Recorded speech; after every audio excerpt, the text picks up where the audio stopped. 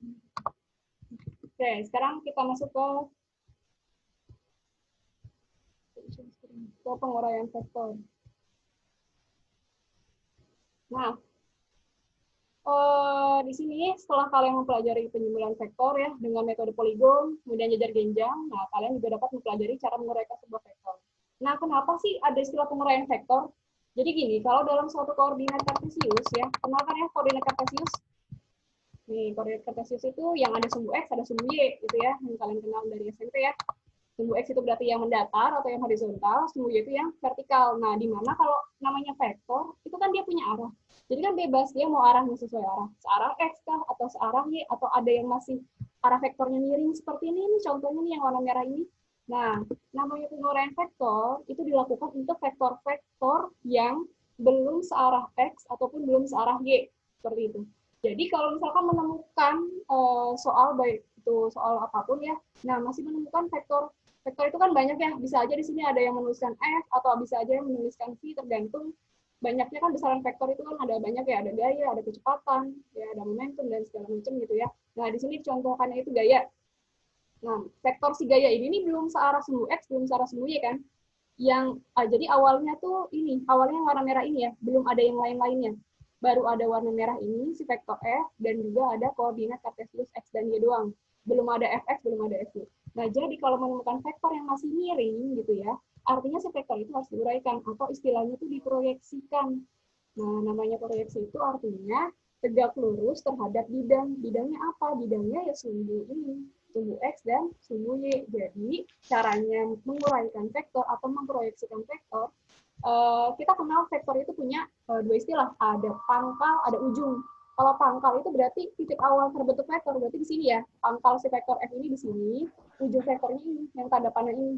Nah, cara menguraikan vektornya dari ujung vektor ini ditarik garis putus-putus ke arah sumbu X dulu, ke bawah ya. Kalau sudah, tarik dari pangkal ketemu sama hasil tadi garis putus-putusnya, dan arahnya pun pasti sesuai arah sumbu X, jadi arahnya ke kanan. Nah, hasil penguraian vektor F ini terhadap sumbu X itu namanya adalah Fx gitu ya. Nah, kemudian dari ujung vektor ini itu kan dia juga tegak lurus terhadap sumbu Y kan. Nah, tarik garis putus-putus ini ke sumbu Y, kemudian tarik dari pangkal ke atas, arahnya ke atas, itu jadi namanya FY. Terus saya gambarkan di papan tulis ini ya.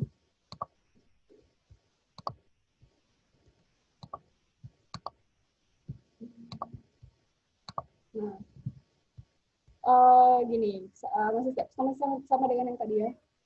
Kita ambil contoh di sini.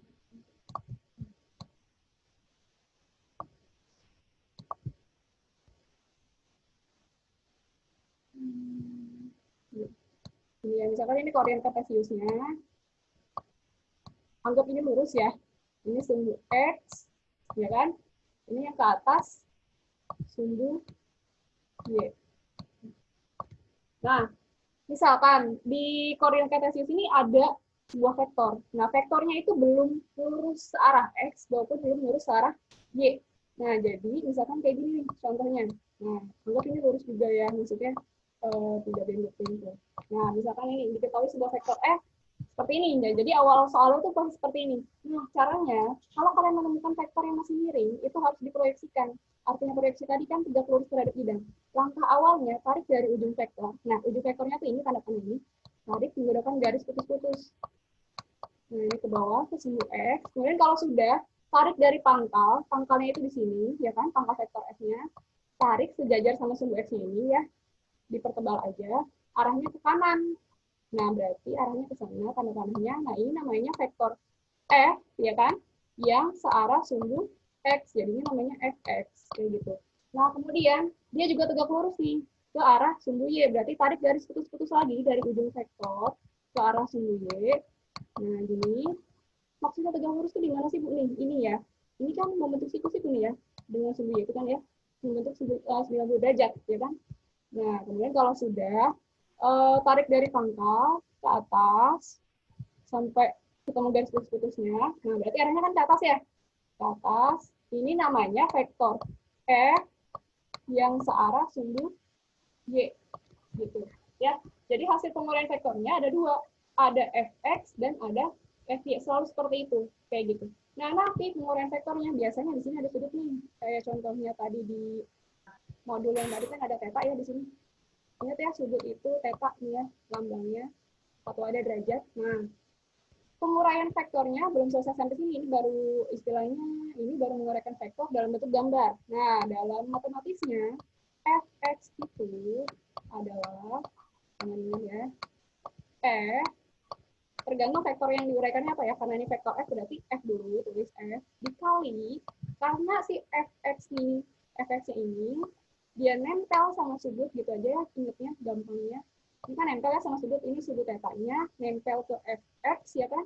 Kalau yang nempel sama sudut itu pakainya cos, jadi dikali cos theta. Kan kemarin sudah kenal ya istilah trigonometri ini ya, cosinus.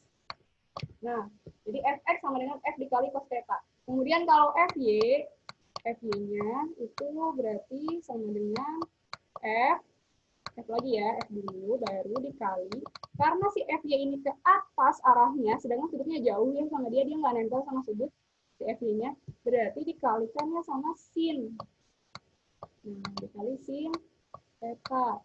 Nah, kalau biasanya di soal, F-nya itu sudah diketahui, misalkan 10 Newton gitu ya. Nah, berarti nanti F-nya diganti 10 dikali cos berapa? Misalkan tetanya di sini 30 derajat, berarti dikali cos 30 derajat. Nah, kan kalau sudah diberikan tabelnya tuh sama saya di YouTube ya, bahwa nilai cos dari sekian itu berapa gitu ya, sin dari sekian berapa kayak gitu. Nanti baru dikalikan tuh hasil, misalkan anggaplah tetanya di sini itu 60 derajat si tetanya ya. 60 derajat. Coba. Misalkan diketahui lagi, F-nya itu 10 Newton deh. 10 Newton. Nah, berarti Fx-nya ini adalah F, ya kan? F-nya itu adalah 10 Newton dikalikan cos 60. Cos 60 berapa? Dicek lagi coba tabelnya. Cos 60 setengah akar sudah ini belum? Sudah apa ya? Sudah hafal gitu sebenarnya. Cos 60 berapa? setengah akar 1. Akar satu itu berapa akar satu? Akar satu berapa? Ayo ada yang tahu nggak? 1. Akar satu itu berapa? 1. Akar satu satu. Berarti kalau setengah akar satu, ya setengah dikalikan satu ya kan? Karena setengah kali satu berarti setengah juga kan? Saya langsung tulis di sini setengah ya.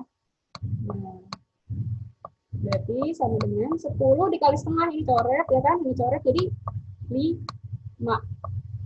Maaf ya, tulisannya. Nah, berarti Fx-nya itu adalah 5 Newton. Kemudian Fy-nya, di sini ya di atas ya, Fy-nya sama langkahnya, berarti sama dengan F-nya itu tadi 10 ya kan, dikali sin theta. Theta-nya 60. Sin 60 itu berapa? Setengah akar 3. Setengah akar 3. Nah, ini caranya baru dikalikan biasa, secara matematis ya. 10 bagi 2 kan 5. Susah Bu dikali akar 3, akar 3-nya ya udah nggak usah didesimalkan, udah aja hasilnya 5 akar 3. Gitu. Nah, kalau diminta hasil fx dan f-nya aja, atau istilahnya dalam bahasanya itu hasil penguraian vektor f terhadap horizontalnya atau terhadap vertikalnya. Horizontal itu berarti yang sudut x ya kan. Kalau vertikal itu kan berarti yang seperti ini ya, yang tegak itu adalah sudut. Nah, kalau ditanya resultan itu R ya lambangnya R. Resultan itu adalah akar dari sigma fx kuadrat. Ini juga udah saya sampaikan ya sebenarnya di YouTube ya. Ini memperjelas lagi aja ya. Ditambah ditambah sigma fy kuadrat. Seperti itu ya. Ini resultan vektor. Resultan adalah akar dari sigma fx kuadrat ditambah sigma fy kuadrat. Sigma itu artinya jumlah. Ya, maksudnya kenapa kok ada sigma? Kan di sini nyarinya cuma fx. Ya kalau misalkan vektornya lebih dari satu. Ini kan saya nyontohnya cuma satu. Namanya sigma itu kan jumlahan. Berarti artinya kalau fx-nya lebih dari satu, itu berarti nanti dijumlahkan dulu si yang searah sumbu x semuanya nih. Misalkan ada yang arahnya ke kiri, gitu ya. Ada ini arah ke kanan, gitu kan. Nah, kalau sigma f-nya juga sama. Kalau vektor f-nya lebih dari satu juga. Jadi hitung dulu sigma fx-nya berapa, sigma f-nya berapa, baru dimasukkan ke resultannya, kayak gitu. Ya, dan terapkan konsep dari yang sudah saya jelaskan juga di YouTube. Kalau ke arah kanan, sumbu x ke kanan itu kan positif, ya kan? Ke arah kiri itu negatif, kemudian ke arah atas itu positif, dan ke arah bawah itu negatif. Maksudnya gimana? Kalau ini kita punya ini fx yang sekarang saya contohkan di sini ya, fx-nya kan arahnya ke kanan ya, udah pasti karena vektor f-nya memang ada di daerah positif ya semuanya ini ya. Berarti dia positif semua nih hasilnya. Tapi kalau kebetulan ini ada arah vektor ke sana, nah nanti penguraian vektornya sama, ini kayak yang tadi kayak yang ini. Nah, berarti nanti fx yang ke arah kiri ini kan dia ngarahnya pasti kan ke arah kiri kan. Nah, jadi nanti dia bernilai negatif tuh hasilnya. Kemudian ada lagi kan yang ke atas juga. Kalau yang ke atas tetap positif. Kayak gitu ya. Ingat aja, kanan plus, kiri min, atas plus, bawah min. Kayak gitu ya. Nah, kemudian ini selanjutnya, ini sudah dapat, ini sudah dapat. Kalau pengen dimasukkan ke resultan, berarti jadi akar dari, karena kebetulan ini hanya satu, berarti kita tidak usah menjumlahkan. Ya udah, fx-nya tadi 5, masukkan ke sini 5 kuadrat, ditambah fy-nya itu 5 akar 3 kuadrat. 5 akar 3 kuadrat. Jadi berapa? Kok ada yang bisa hitung ya? Ini ditutup kurung ya. Nah, 5 kuadrat, 5 kali 5, 25. 5 akar 3 kuadrat berarti 5-nya dulu dikuadratkan, terus baru akar 3-nya dikuadratkan, kayak gitu. Nah, berarti ini sama dengan akar, yang ini 25 ya, 5 kuadrat 25, ditambah, yang ini, caranya tadi 5 kuadrat dulu, dia 25, akar 3 kuadrat, itu adalah akar 3 dikali akar 3. Jadi kan, akarnya lepas ya, atau kalaupun mau dikalikan juga akar 3 kali akar 3, akar 9 ya 3 juga gitu ya. Gampangnya gitu, kalau mengalihkan akar yang sama ya udah akarnya hilang. Jadi akar jadi 3 ya. Berarti ini sama dengan 25 ditambah 25 kali 3 berapa? 75. 75. Jadi ini ditambahkan jadinya sama dengan 100, ya kan? Akar dari 100 berapa? 10, Bu. Dan satuannya masih sama nih. Oke, bisa di screenshot walaupun tulisannya jelek. Kalau atau di apa namanya di YouTube saya juga sebenarnya ada, cuman belum sampai contoh gitu, dari sampai perumusannya doang. Nah, seperti itu penguraian vektor. Ini baru satu vektor. Nanti kalau dua vektor, tadi ya, intinya pas ketika masuk ke resultan ini dijumlahkan dulu, yang searah X semuanya. Dijumlahkan itu bukan berarti, oh berarti caranya ditambah, bukan. Tapi lihat tanda arah panahnya. Kalau ke kanan dia plus, kalau ke kiri dia min, kayak gitu ya. Tapi intinya sigma gitu, totalan yang ada di sumbu X dengan totalan yang ada di sumbu Y.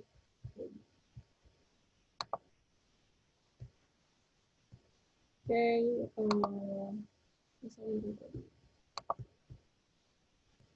ada yang mau ditanyakan dulu nggak sebelum ke contoh soal dan kalian yang saya tunjuk untuk mengerjakan? Ada yang mau nanya dulu nggak? Masih ada berapa menit lagi? 14 menit lagi.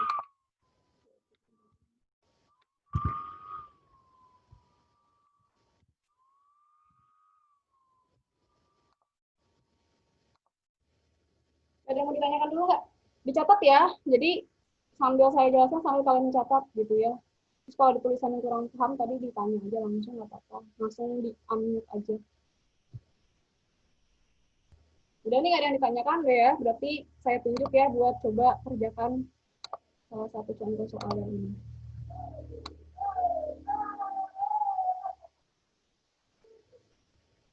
Nah, ini juga ada nih sudut yang lebih dari 90 derajat gitu ya. Jadi nanti nggak hanya main di angka 0 sampai 90 aja sebetulnya. Enggak. Nanti saya kasih tahu lebih lanjut lagi aja ya. Di matematika sebetulnya itu lebih jelas. Oke, ini aja dulu nih nomor 1. Kelihatan nggak ini?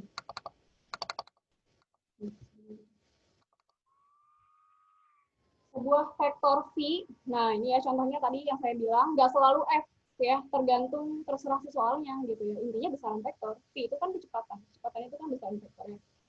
Sebuah vektor V membentuk sudut 30 derajat terhadap bidang vertikal. Besar komponen vektor V pada bidang horizontal adalah besar komponen vektor V pada bidang horizontal. Berarti yang ditanya itu apakah Vx atau Vy?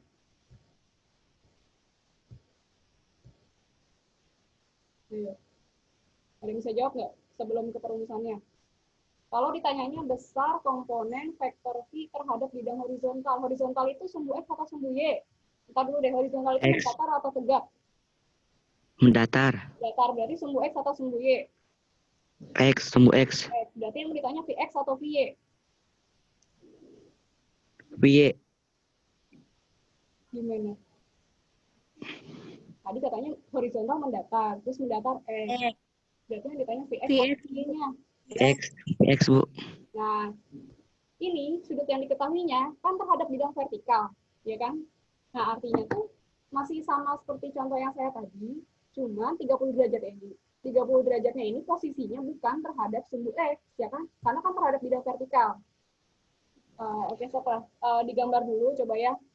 Saya pengen lihat dulu, kalian berusaha dulu, terus silakan diperlihatkan nanti saya persilakan, atau nanti kalau nggak ada yang mau saya tunjuk gitu ya. Stok ini dicoba dulu, coba dikerjakan dulu sebelum aku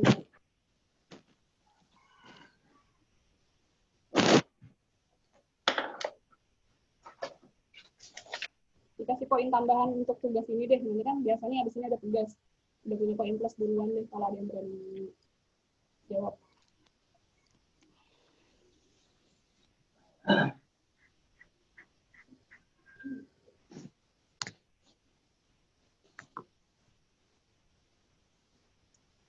Itu si P-nya itu nggak punya nilai ya, maksudnya artinya kayak kalau misalkan tadi saya contohkan F itu 10 Newton, tapi kalau di sini itu masih dalam bentuk P gitu, jadi nanti hasilnya titik-titik P gitu. Ya anggaplah angkanya itu masih P doang gitu, masih variabel, jadi kita mainnya sama variabel, bukan sama angka.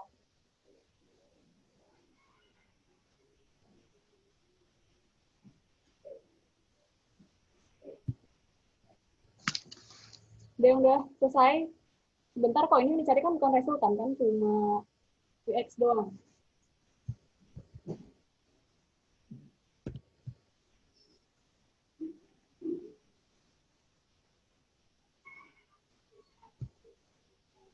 Yuk, jangan lama-lama.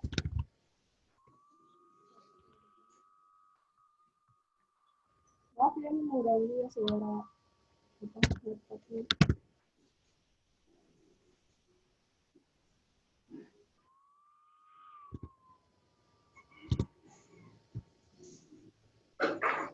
Ya sudah.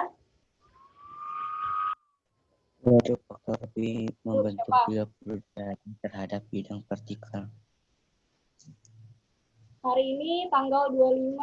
Coba absen 25. Ada nggak yang ini? Hegita Cahyani, MIPA 2. Ada di sini.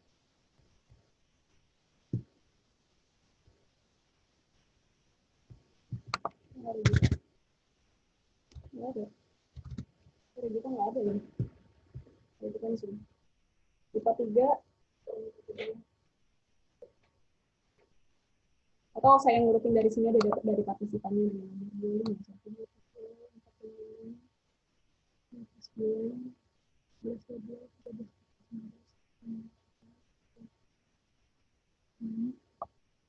Siti Nurhayati, Sonika 3. Oh,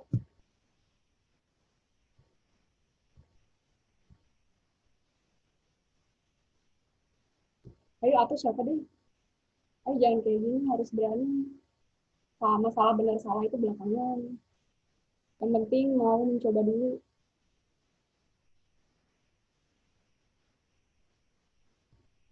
Ayo ini Zoom saya tinggal 5 menit lagi. Ayo, siapa yang berani? Jawabannya Bu. Tadi siapa yang jawab? Belajar ya? Siapa?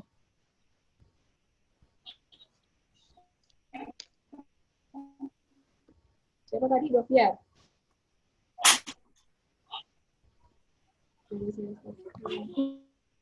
Siapa tadi yang jawab? Apa, Bu? Doviar. Apaan?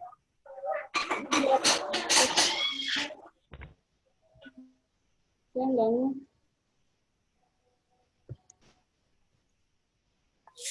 Erik. Siapa?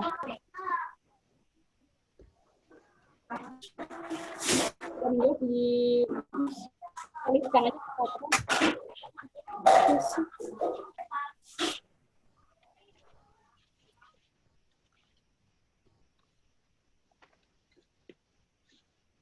Atau disebutkan di ini aja, di talar aja, disebut dilisankan gitu. Yuk.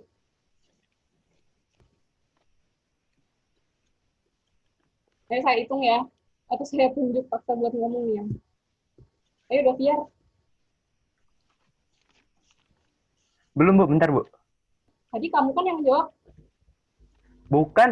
Bukan. Tadi ke air dulu, bentar. Oh, siapa tadi? Aldo. Di sini laki-lakinya hitung jari kok. Pada siap-siap maju makan kali ini. Bentar lagi kok. Ayo. Cuma ada Aldo, Erik, ya kan? Bukan aku, Bu. Bukan. Aldo bukan. Terus Erik dong. Suara cowok tadi kan. Bukan, Bu. Ferry. Ada Ferry Alamsyah juga nih. Saiful Hamdi. Ya Bu, ada apa?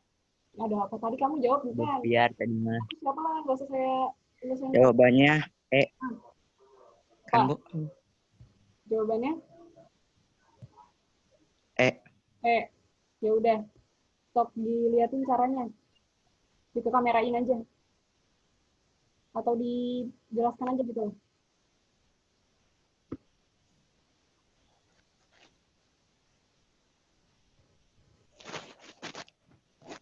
Oh, saya paham di.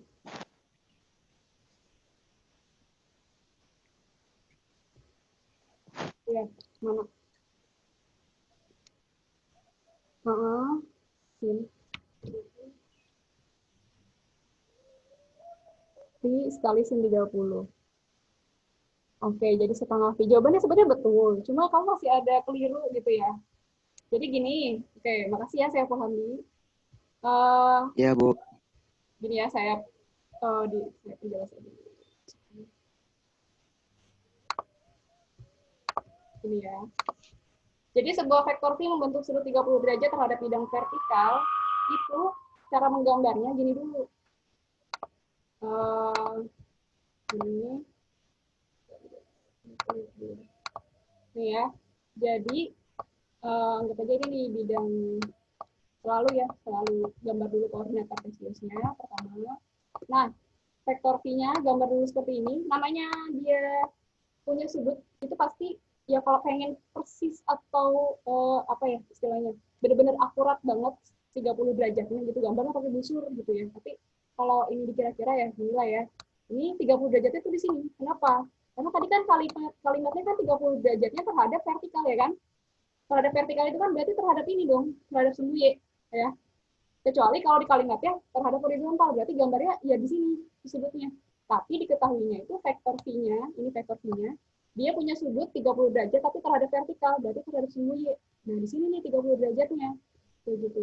Nah, nanti baru diuraikan lagi karena mintanya terhadap X ya kan, berarti uraikan nih garis putus-putus seperti biasa. Nah, berarti ini tarik dari pangkal ke sini. Ini namanya Vx ya kan. Yang mau kita cari Vx-nya. Ya berarti Vx sama dengan karena dia adanya sudutnya di sini, ya berarti ini kan jauh dari sudut ya Vx-nya. Sudutnya dari sini, bukan yang nempel sama sudut kan Vx-nya. Berarti pakainya sin. Kalau dia jauh dari sudut, pakai sin. Berarti V dikali sin 30 derajat. Maaf ya, nah jadi sama dengan V dikali sin 30 itu adalah setengah. Nah jawabannya benar, setengah V. Cuma tadi prosesnya gambarnya punya saya pahami kayaknya 30 ini masih di sini, terus gambarnya ini di sini. Jadi pi dikali 30, atau boleh ini pakai 60 derajat. Ya kan, sisanya kan 60 derajat ya. Ini kan siku-siku ya. Jadi itu siku-siku. Nah, berarti ini 60 derajat di sini. Kalau pengen pakai 60 derajat, Vx-nya kan dia nempel sama sudut 60. Berarti pakainya cos. Jadi bisa dua cara. Vx sama dengan pi dikali cos 60 derajat. Cos 60 berapa? Setengah juga. Ya udah, berarti jadi pi kali setengah atau setengah.